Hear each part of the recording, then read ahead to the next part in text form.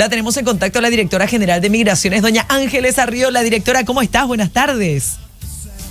Hola Yolanda, ¿cómo estás? Muy buenas tardes para vos y toda tu audiencia. Dire, ¿cuánta gente quiere volver al país y no lo está pudiendo hacer? Muchísima, un montón. El ministro Euclides Acevedo, que hoy está de cumpleaños, una vez más felicidades para él. Es verdad. Estuvo hablando de unos 25.000, alrededor de 25.000 compatriotas que están queriendo regresar de distintas partes del mundo. En su mayoría tenemos en Brasil y en Argentina, es la mayor parte.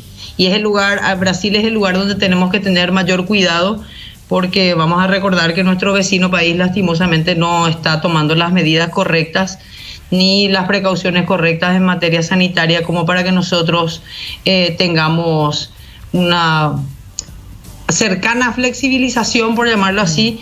Hoy el presidente fue enfático en eso, de nuevo dijo: las fronteras seguirán cerradas. Es lo último que el presidente de la República va a tener en cuenta para flexibilizar. Y bueno, nosotros desde la frontera estamos trabajando a full con todos los funcionarios de migraciones, arriesgando también ellos su integridad física, su salud.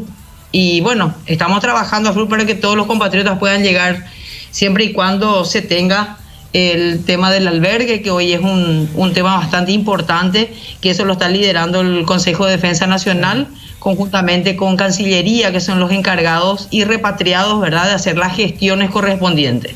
Una vez que eso se tiene la lista en cada consulado, en cada embajada, y repatriados hace las gestiones para la parte económica y demás para poder traerlos, obviamente hay que ver dónde albergarlos, ¿verdad? Hoy estamos con carencia de eso, lo manifestó el ministro Federico González, la gente de Codena, el ministro Euclides, todos estuvieron hablando de lo mismo, ¿verdad? Y bueno, se están gestionando y se están tratativas para ir consiguiendo albergues de a poco. Exacto, directora. Obviamente de esos 25.000 que decías, de a poquito van a ir retornando, ¿verdad? ¿Cómo se establece una lista de prioridades? ¿Cómo dicen, este sí, ahora en este primer grupo, este no? ¿Cómo lo hacen? Bueno, vamos por el lado brasilero, que sí, es el que mayor afluencia de compatriotas tiene, ¿verdad? El mayor ingreso. En el caso de Brasil, vamos a tener en cuenta que Brasil deja salir sin problemas a los paraguayos, ¿verdad? Y el Puente de la Amistad es el lugar donde más ingresan, entre 150 y 200 compatriotas son los que están ingresando por día. Entonces, obviamente se le da la prioridad a ellos por el hecho de que están a la intemperie en medio del puente, entonces se tiene en cuenta eso. Hoy están habilitando una oficina que está arriba de la Dirección General de Migraciones, dentro del puente, físicamente hablando, que en realidad pertenece a puertos, a aduanas, ese lugar, y se está tomando como algo transitorio en el momento de encontrar el albergue.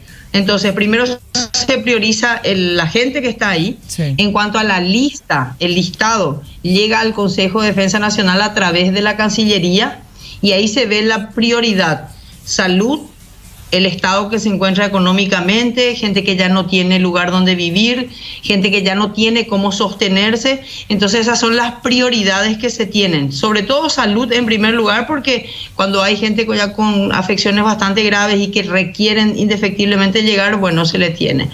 Y posteriormente, obviamente, aquellos que ya quieren retornar porque ya no tienen trabajo, ya no tienen cómo sustentarse, ahí también están dentro de la lista. Directora, ¿y qué pasa con el que está en la lista y te dice, yo sí tengo los recursos, yo tengo la plata para pagar el Hotel Salud, por ejemplo, ¿verdad? Que ahora ya tenemos 11 con el OK? ¿Esos entran directo? Hoy tenemos esa facilidad, ¿verdad? Sí. Después de un gran trabajo de la ministra de Turismo, hay que destacar eso. La ministra estuvo trabajando arduamente para trabajar con los hoteles, para estar capacitándolos, para tener el Hotel Salud. Y eso se va a tener en cuenta también. Obviamente, los vuelos, si vamos a hablar de los charter, hay que tener en cuenta que un charter cuesta muchísimo. El gobierno está poniendo mucho esfuerzo, sobre todo para poder gestionar eso. Se ve aquellos que tienen los recursos y quienes no tienen recursos para pagar un charter, entonces el gobierno se está haciendo cargo a través de sus embajadas y sus consulados. Aquellos que pueden venir en buses no hay problema, pero los de aviones es un poco más complicado.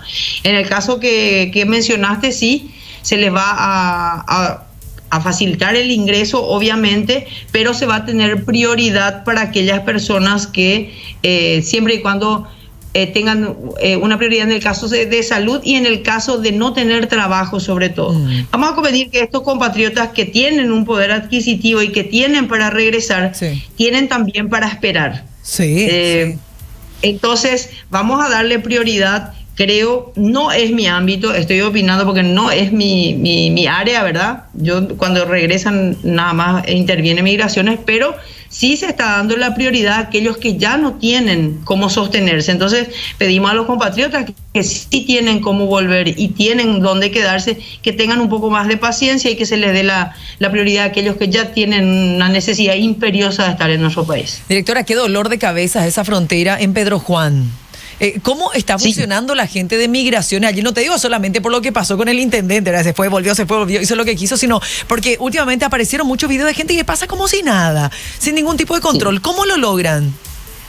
Nosotros al principio estábamos muy contentos con lo que era la frontera seca porque increíblemente lograron, y hay que destacar las fuerzas militares, blindar en cierto modo esa frontera tan larga. Tenemos 700 y pico de kilómetros de frontera seca, pero son accesos nada más, que hay unos 40 o 50, no recuerdo bien, donde ahí se apostaron los militares.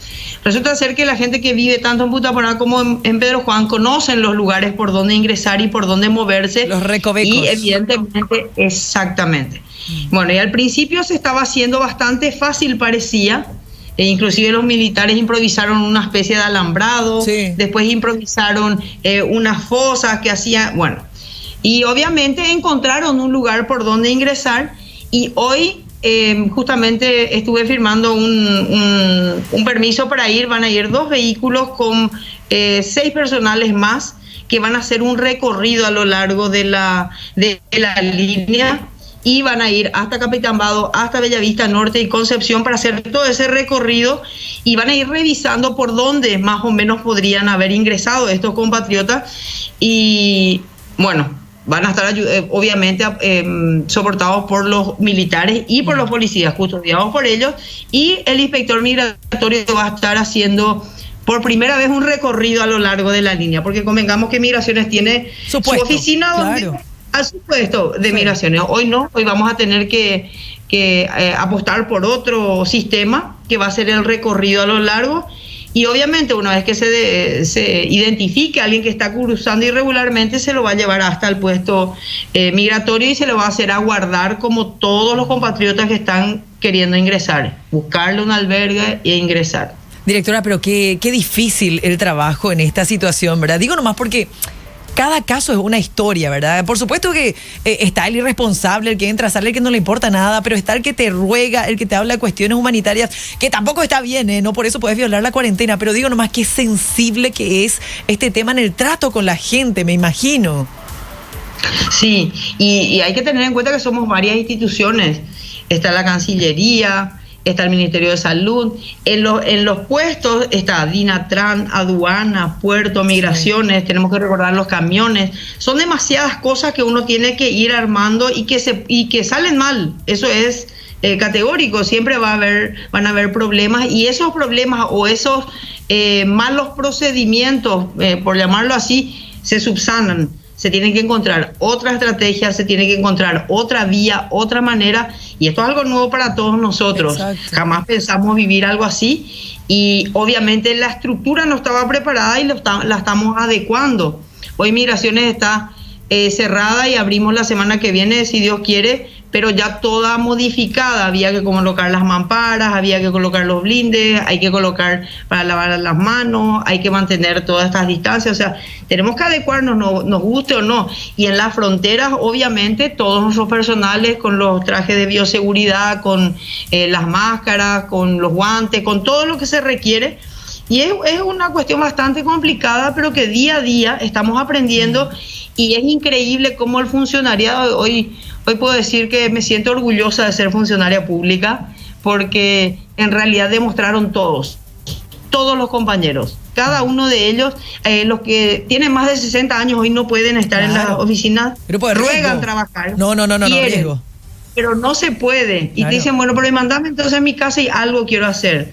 Y se le está tratando, porque sí, todos queremos ayudar, todos queremos salir de esta, y las estadísticas y los números están demostrando, Yolanda, que sí vamos a salir. Directora, y finalmente, hoy 13 de mayo, no hay ni posibilidades de que yo te diga, "Ay, ¿cuándo se va a abrir la frontera?" No hay ni proyecto de eso, ¿verdad?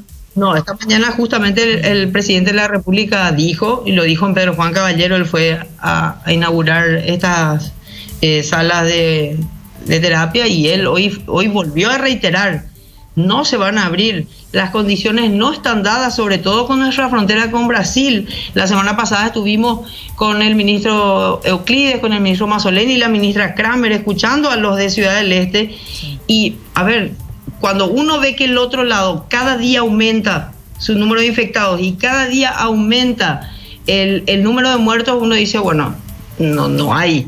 Entendemos la parte económica, entendemos todo, pero la ministra Kramer está trabajando en ello. De otra manera, está reinventando, por llamarlo así, pero en cuanto a fronteras, no, Yolanda. En cuanto a fronteras, no hay ni una posibilidad. Directora, muchísimas gracias por este contacto. Mucha fuerza en este largo camino que todavía nos queda por recorrer. Gracias. Cuente con nosotros. Gracias.